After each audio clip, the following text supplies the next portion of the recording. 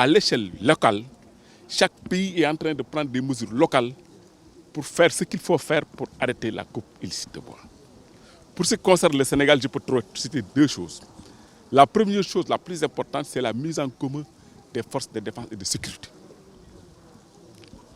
La seconde, nous nous sommes donné un moyen juridique d'adresser la question de la façon la plus exhaustive possible parce que nous avons révisé le code forestier.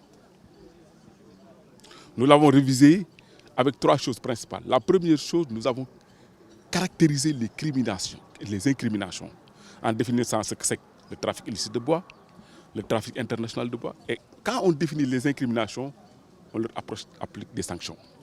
Et nous avons renforcé les sanctions, aussi bien privatives de liberté que les sanctions financières. Parce qu'en termes de privation de liberté, maintenant la peine ne peut pas être inférieure à 4 ans. Minimum 4 ans et ça peut aller jusqu'à 10 ans. Les sanctions financières, c'est minimum 10 millions, ça peut aller jusqu'à 30. Le but n'est pas de sanctionner, c'est de dissuader. Si les gens sont dissuadés, on pense qu'ils arrêteront de couper. Mais si jamais ils coupent et qu'on les prend, ils n'auront plus le temps de récidiver. Parce que dans l'ancien code, on ne pouvait pas les informer de plus de 6 mois. Donc, derrière la prise de conscience, il y a des actes qu'on pose qui illustrent la correcte prise de conscience de l'ampleur du problème et des moyens qu'il faut mettre en œuvre pour mettre un terme à ça. Les gens coupent, mais ils ne peuvent pas être plus têtus que nous, ils ne peuvent pas être au-dessus des moyens de l'État.